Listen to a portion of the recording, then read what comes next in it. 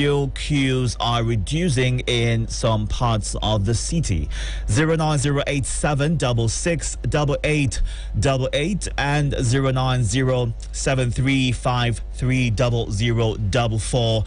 Those are the numbers to join the conversation right now. You can also send a WhatsApp or text message on 09097054450. Now, fuel marketers have identified high cost of transportation as a major cause of the fuel scarcity in Abuja. A former chairman of the Major Oil Marketers Association of Nigeria, MOMAN, that is Tunji Oyebanji, told reporters recently that the constantly witnessed fuel scarcity was due to the high cost of diesel. According to him, a litre of diesel sold for 600 when compared to 165 litre petrol price.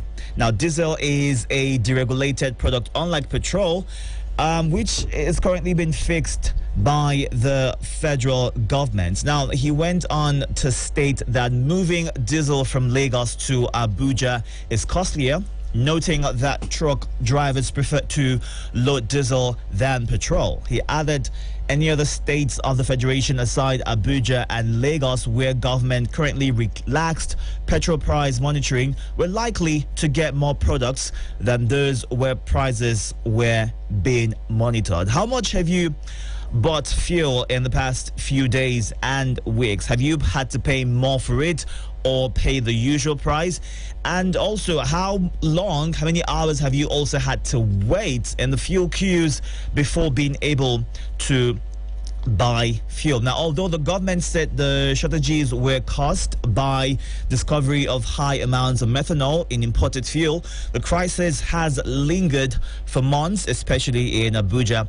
As a result of the scarcity in Abuja, black market sales have since boomed to a litre currently being sold between 300 naira and 400 naira. Of course, some people have had to pay way more than that to buy fuel. Now, President of the Independent Petroleum Marketers Association of Nigeria, Chinedu Okoronkwo, also corroborated Oyebanji's position. Now, Okoronkwo was quoted as saying that the problem was caused by the high cost of diesel used by petrol tankers. So a lot of reasons so far have been given as to the reason why the price of fuel and of course the scarcity is being difficult and is going on for longer than necessary or usual in the FCT. 09097054450 is the WhatsApp and text line to join the conversation right now to share your experience as well as what you feel is the way forward in terms of moving away. I mean, having to spend valuable time waiting in the fuel queues or even having to sleep in filling stations just to be able to buy as easy as possible when they start selling in the morning or depending on the time that they open. We're joined this morning by Abubakar Sadiq Abba, who is an energy analyst, and of course he would share his thoughts as to what the way forward is and how Nigeria Abuja especially, can move on from this fuel situation that we are experiencing at this time. Great to have you here with us. Good morning. How's your Friday going? Very well, thank you. Did you have a good night with the rain? Yeah. You had a good one. Yeah, all right, great stuff. Yeah. Let's get into the conversation real quick to get your thoughts. I mean, the fuel scarcity has lingered for longer than necessary, and it keeps recurring every other week. I mean, it goes away and it comes back. What are your general thoughts about that? Well, there are a lot of inconsistencies, isn't it? Like, today it's there, tomorrow it's not. And a few stakeholders in the sector have given their opinions on it. I was here, last time I was here, I actually touched on the issue in Ukraine and what's going on over there and how it's impacted everyone. around the world. Europe is not an exception, and I think for listeners need to understand that this is actually a global problem. It's not limited to Nigeria. It's just that one thing that is that stands out for me is that most of the countries that are actually oil producing are able to move away. You know, if you ask me one thing, right, the subsidy is a problem, and I think with subsidies, the intention is good, right, but the way it's applied is... I was going to come to that to get your thoughts about the fuel subsidy and how it can maybe improve on the issues that we are having right now. Yeah. Go ahead. Okay, so you see, we're subsidizing consumption, and it's easy because it's easy to see because, like, okay, this is supposed to be at this cost, but we're making it available to you at a lower rate. Now it's easy for people to see that. Now for political reasons that is probably good, but economically is not really sustainable. So is it prioritizing accessibility and availability of the product, or the price, which goes either way? It's either you have it accessible at a higher rate or not. You know, if you ask me, I think we should if you look at other countries like Saudi Arabia, who have more oil than us, and they have more money than we do, but you know, they're still selling PMS at a higher rate compared to Nigeria officially. Now, comparing the standard of living and the fact that if the price of fuel were to be increased right now, everything else would follow suit. I mean, the price of transportation would increase, food prices would increase, everything else would increase, but the basic earnings of everyday Nigerians. Now, how can the government be able to cushion, if indeed it decides to increase the pricing and make fuel available for everyone? How are we able to find a balance wherein, whether or not it's increased, people can still afford it and can still live very comfortable lives? Okay, so I think the first thing we need to do is invest in an adequate public transportation system. There's no reason why in our urban cities we can't have, maybe due to planning we couldn't have underground tunnel or this thing, but there's no reason why we can't have overground metros. And how realistic is that? In how many years should we be looking at that happening? Look, we're talking about, for example, I don't mean to deviate, but if you look at the health sector, for example, today we're talking about people in the political class moving away to go and get medical treatment abroad. But we know that the standard for investment in health sector is about 15% of your budget.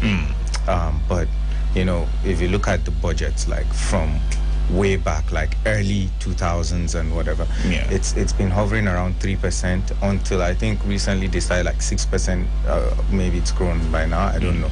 But so if it's an overtime thing, it's a plan that you need to put in place. And you know, unfortunately, we're quick to forget. I mean, tomorrow if the fuel stations open and the pumps flow, everyone forgets. We move on from the struggles. It's like a few months ago, and it's unfortunate that it's when the issue starts that then we now start talking. But these are things that we can do side by side. So take away subsidy from fuel, invest in I'd rather have subsidies on food. Bread is going for like almost 1,000 naira right now. Yes. So would you rather? I mean, would you rather have an empty stomach and get fuel, and what do you do with the fuel? But so here's the thing, right? I mean, speaking about the fact that the price of fuel would impact everything else. Okay, now you mentioned that it'd be easier, or better rather, to have subsidy on food. Now, how would you go buy the food if you don't have fuel in your car? Yeah, but if you can't afford it. So we're talking about low income earners, right? There are people who just need to eat and work. They need to go to a construction site and work, because at the end of the day, like, there's no difference between a person having one car and a person having 10 cars. We're buying fuel at the same price.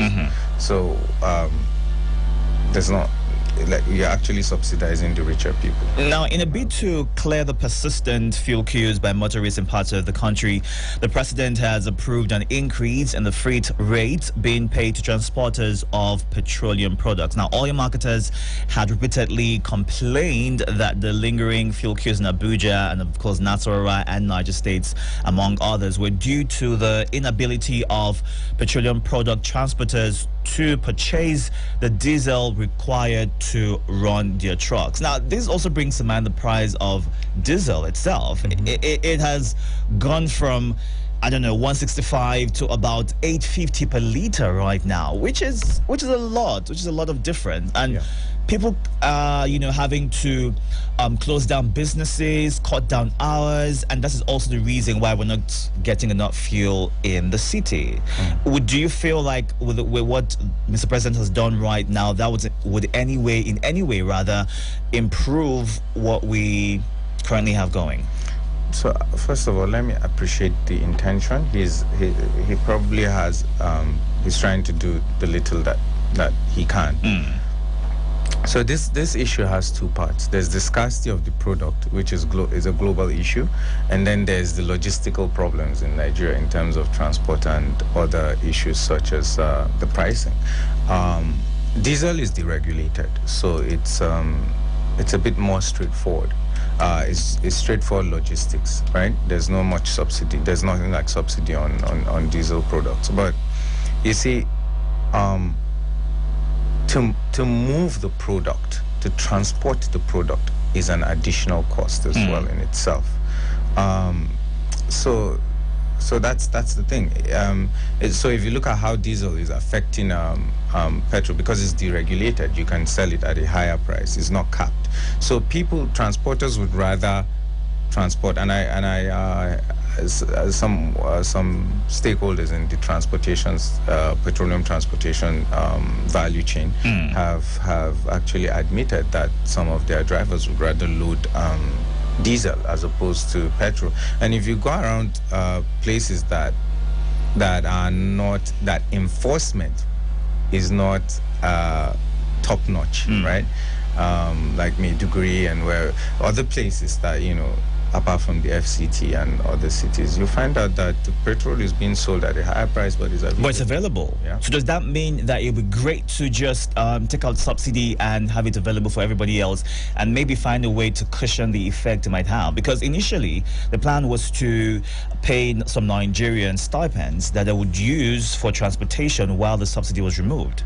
So instead of paying Nigerian stipends, why don't you take that stipends back to the source, like the value chain, where make the transportation easier, make the loading easier, make the landing cost cheaper,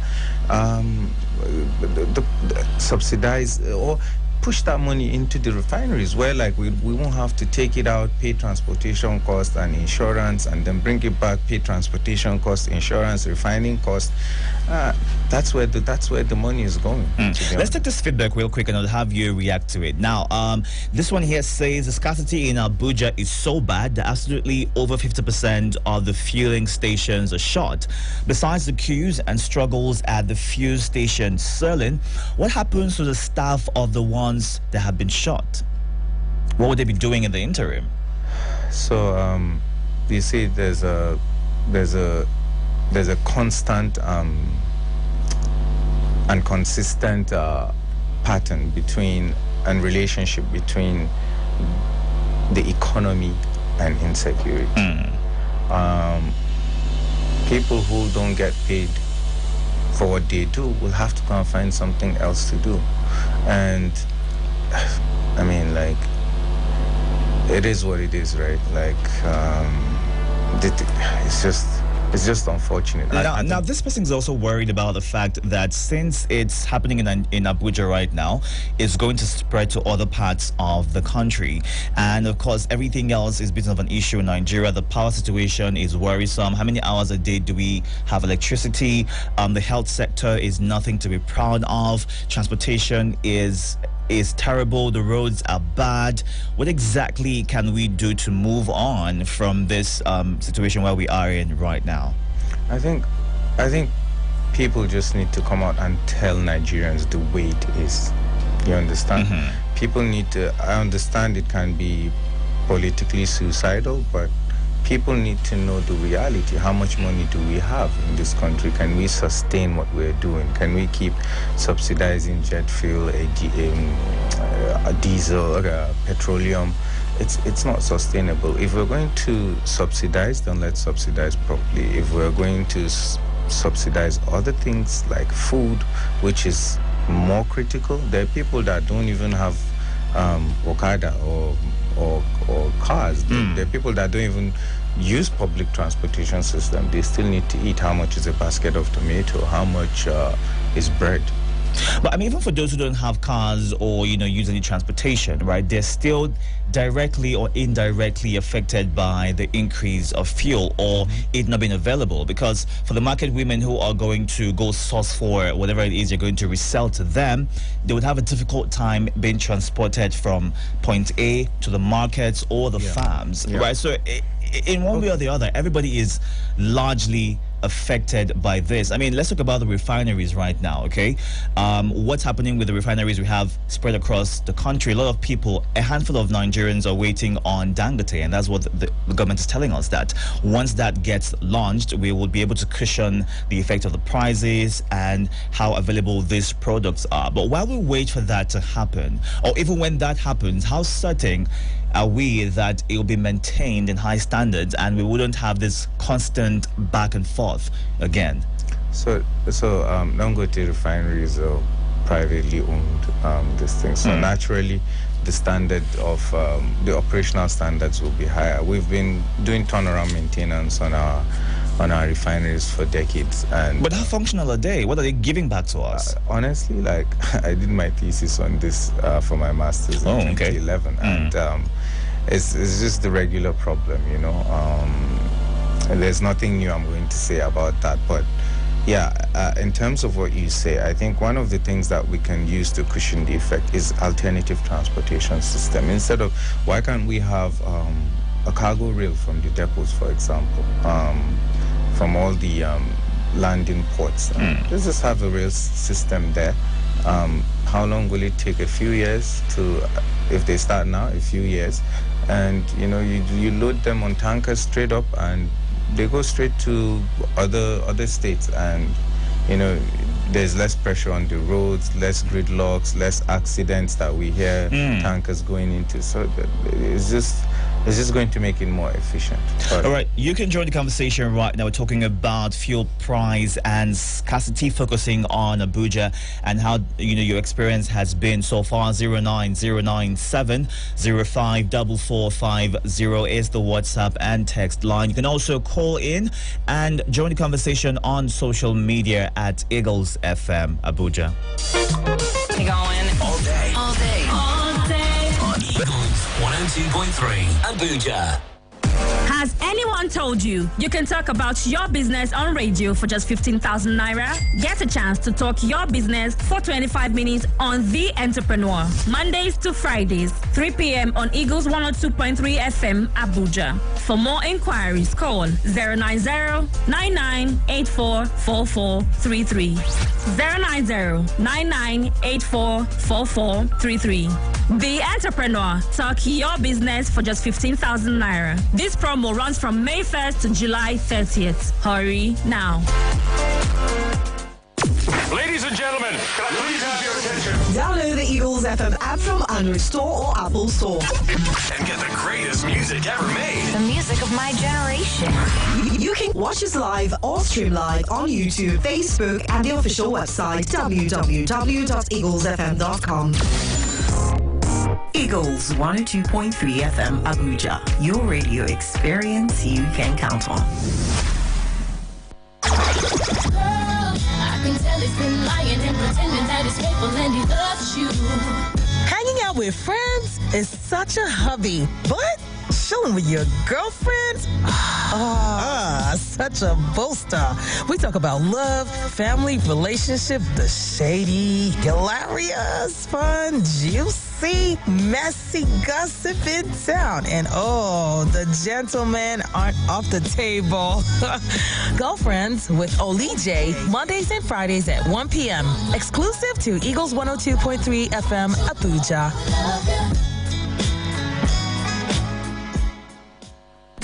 It's Tongue Twister Friday. What's going on, yeah? A video for you to 5 times real fast without mispronouncing any word. Fantabulous. Sell seashells by the seashore. Sell seashells by the seashore. I used to wash my Irish fish, but I used to wash my Irish fish, but I used to wash my Irish fish, but I used to... You were like my Irish fish wash. How fast do we have this? Goggles, gobble, gobbling, goblins. You don't know why it's going on. Give it a try on the Friday Traffic Rush at 5 p.m. on Eagles 102.3 FM. This is fun. Hey, this is Katy Perry. Eagles 102.3. Eagles 102.3 FM, Abuja. Eagles Morning Rise. Eagles Morning Rise with The time right now is 9:32 a.m. talking about the fuel price and scarcity in Nigeria, and of course focusing on Abuja right now. You can join the conversation by sending a WhatsApp message to 09097054450. You can also call in. The numbers to call 09087668888 and 09073530044. Going straight to the WhatsApp platform right now. This says, good morning, Itodo and Sadiq. First of all, where is Hianacho? Well, he's away from work right now. But he's going to be back really soon, okay? So nothing to worry about. Now, to the matter at hand, I'm completely shocked at your guest's support of the so-called global thing. We're not the only ones suffering. End of quote. If we had done the needful regarding refining, we would not be facing this. And this is from Chooks. Sadiq, would you like to respond? Is he disappointed that I said this? Yeah, he is disappointed that you said it's a global thing, and that's the excuse as to why we are facing what we're going through right now.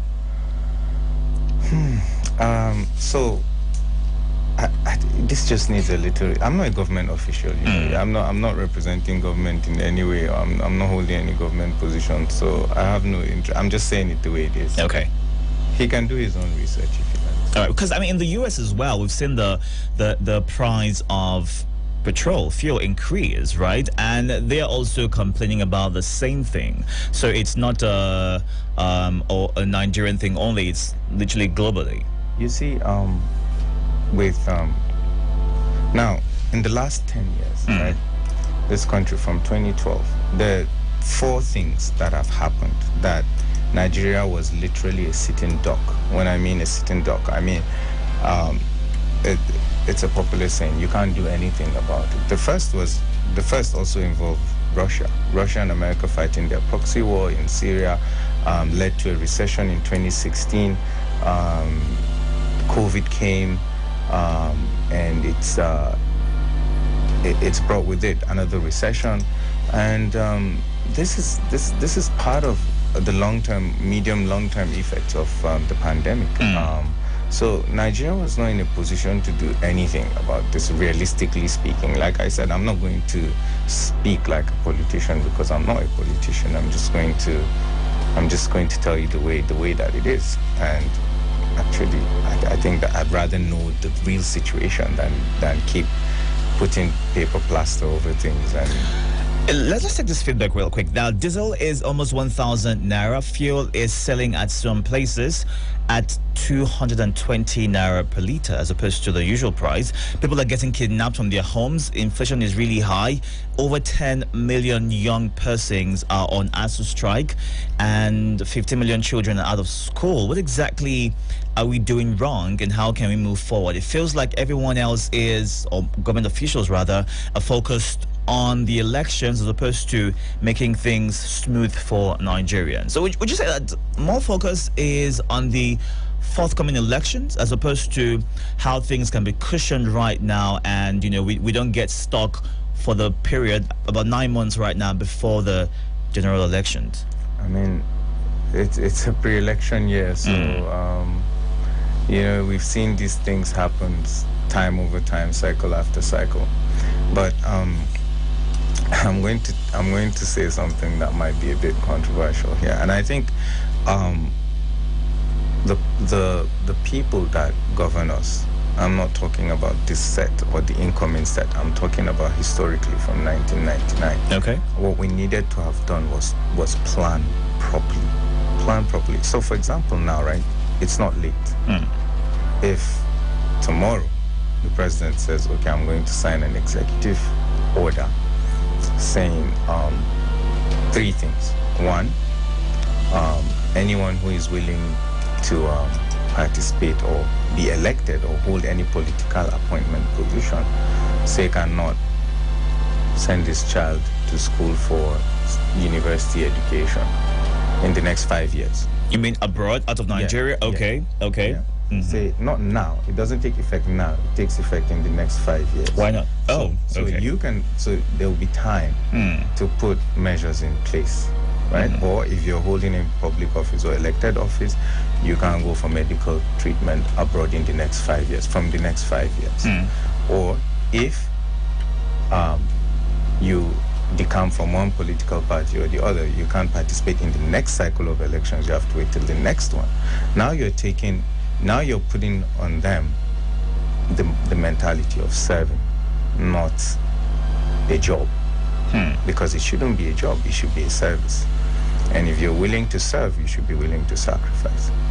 So if we put those into our laws, you're not going to say it's unfair, because how can you just sign an executive order now and then it takes effect now?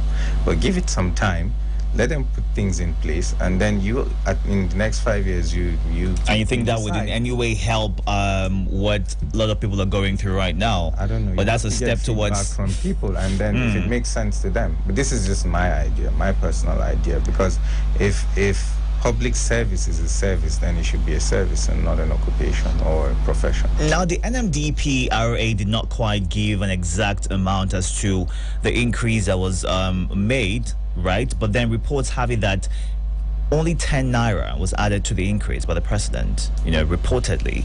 Do you think that would in any way change what people are going through right now in terms of these trucks being able to transport the products to the locations where they are mostly needed?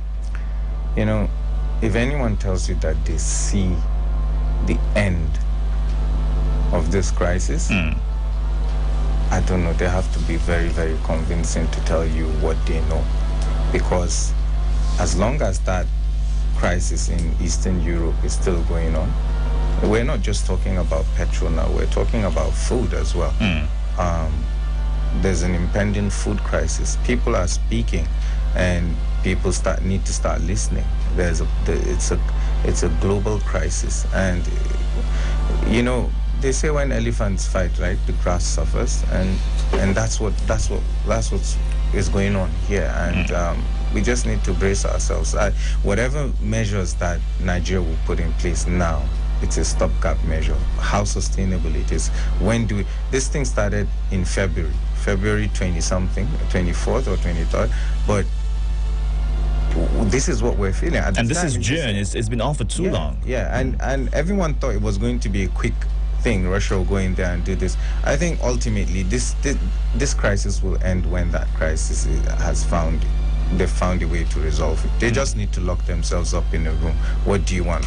Let us move on with our I think lives. they've tried to do that over time as to reach an agreement, but nothing seems to be working so far. We've got this feedback right here. We're slowly sliding into blaming the Russian-Ukraine war for the majority of our woes. Efficient governments worldwide do not give excuses. They look for solutions. To illustrate, Egypt recently switched from Ukraine to India as a supplier of the wheat they need as a stopgap measure. What are the solutions that Nigeria needs as a whole? Unfortunately, I'm not a policymaker and I don't influence policy. We have an idea as to what options we can consider in moving forward. For me, we need to look inwards. that is a very relative term. For me, it means one thing. For someone else, it might mean another. But the most important person is the person who is in a position to make those policies. They're going to be tough. And I tell you, there are things that if we need to do right and if we put into place, the problem is almost everything is politicized in this country, and especially now that you're going into an election year. I mean, you're going to hear anything. If someone comes out and says, I eat 3 times a day, you find someone who politicizes that. So it's a ridiculous season. Now, Nigeria has got 4 refineries, okay? 2 in Port Harcourt, 1 in Kaduna, another in Warri, right? And one of the Port Harcourt ones is a petrochemical. Yeah, so if we're able to find a way to revitalize them and ensure that they are working at optimum capacity, okay? In what ways can the government do that? We've had solutions over years and nothing necessarily has been done about that. It hasn't come to fruition yet. But in hoping that in the coming months and, of course, the next dispensation, what do you think can be done while we wait for Dangote? I'm sure everybody's putting so much hope in that, so much pressure on when that gets launched. But the ones we have existing right now, what do you think can be done in the immediate, while not always blaming the Russian-Ukraine war and using that as an excuse as to what we are going through right now? It's not an excuse. It's as a reason, not an excuse, a reason, right? It's the reality. Okay, great. And sometimes people don't want to accept reality. Like, I can come here and say what people want to hear, but I'm not that kind of person. I'll just say things. What do you think people want to hear? No, there are people who want to hear the truth. There's someone else who is telling you or telling us that I'm using it as an excuse. I don't have any reason to use it as an excuse. Yeah. I'm not. When last did you buy fuel? When last did you have to queue up to buy fuel? Over the weekend. How many hours did you spend? 3-4 hours. And how did that make you feel? Look, I knew what I was getting into. Driving there, I knew what I was getting into. I didn't have much to do. It was a weekend, so why not? Because there are people who have complained about spending the whole night waiting or sleeping there to get fuel. Yeah. And that is rest period taken away from them. That is productivity taken away from them, from those who spend hours during the day, during work hours, during their business hours to get this product.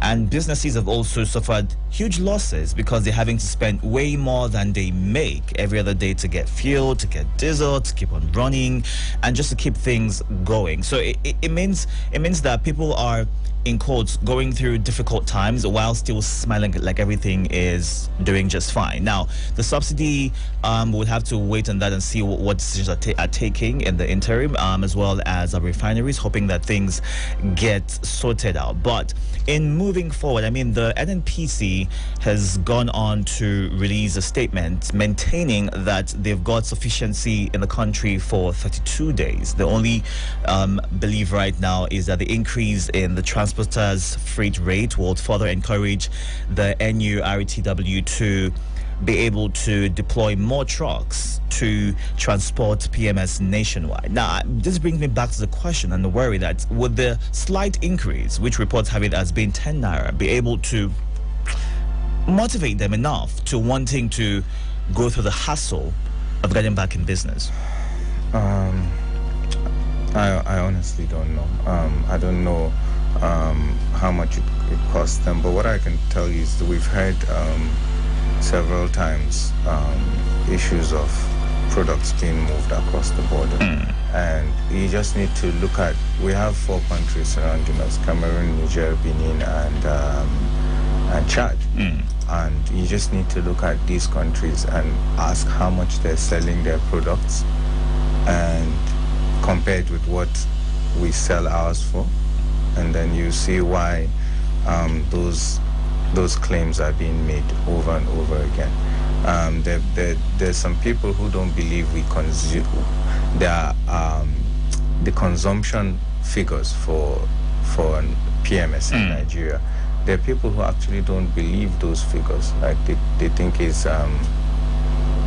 Do we even have the right figures? Because it feels like it's overhyped. Yeah, It's a lot more than usual? I Okay. believe it is more. It is less. In reality, it is less than what is being given? Yeah. Okay. And because there's incentive to take it across the border, whether I'm not an immigration or customs person, so I don't know if how it is in practicality, but there's an incentive there. Okay. Now, in moving forward, let's you're giving different solutions as to what can be considered, in terms of cushioning what some Nigerians, a handful of Nigerians, are going through right now, spending valuable time and hours queuing for fuel. But in moving on from all of this right now, how can we ensure that we do not come back to this, besides the immediate solutions that we have? How do we ensure we don't keep having this situation coming back every other month, especially in the FCT? Because Lagos has mentioned, some people in Lagos have mentioned that they don't really have this going for them. I got a report right now that Ibadan is going through a bit of scarcity at this time as well. So, before you know it, it gets into Lagos and it gets intense. And once it gets into Lagos, that's already widespread. More states get to experience this. But let's try to get to the phone lines real quick to take your feedback and, of course, wrap up the conversation.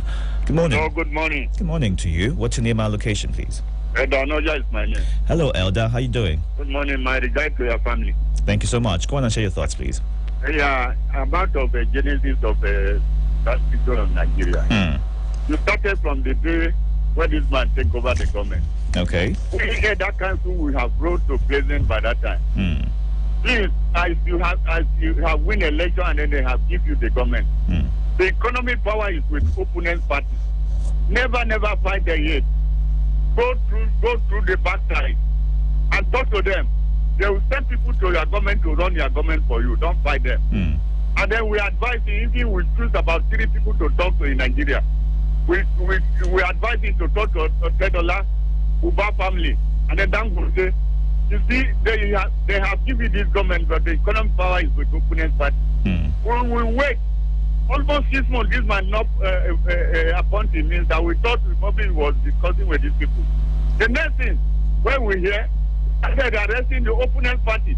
PDP, they are more than party. They are just a family.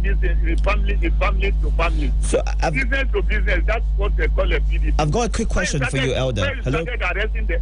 Elder, can you hear me? Them, detaining them. We wrote to him. Your power is from EFCC to Villa. You don't have power in the court. All the judges appointed by that time, they appointed by PDP. I've got a question for you, Elder. Can you hear me? Hello. Hello. Hello. Can you hear me? I'm hearing you. Okay, I've got a question for you. When last did you buy fuel, and how many hours did you have to queue before you could get the product for yourself? My brother, a day before yesterday, I was in line in the city. I know you hear. Yeah, I can hear you. From 8 o'clock to 4 o'clock. At 3:45, they close the filling station, say the petrol don't finish. I had to go to black market, buy 10 liters, 3,000 naira before I left Scarcity. You hear? All right, so we have another question for you. Hold on. Hold on. The guest has a question for you, please. Go on, Sadiq. Hello, Elder. Good morning. How are you? Fine. Yeah. So, can I ask you if you were to queue as long as you did to get at 165, and if I say, okay, go to another filling station and you get it for 250 naira, but you don't have to queue, what would you do? Hello, let me reply you directly. They say remove subsidy from this from Cairo. The liter is 800 naira now. Now I send my boy to filling station to go and buy diesel for me. They say there's no diesel in filling station. Diesel now, when they remove the subsidy, it's getting to what as a 500 naira for liter of diesel. So removing the subsidy because more harm.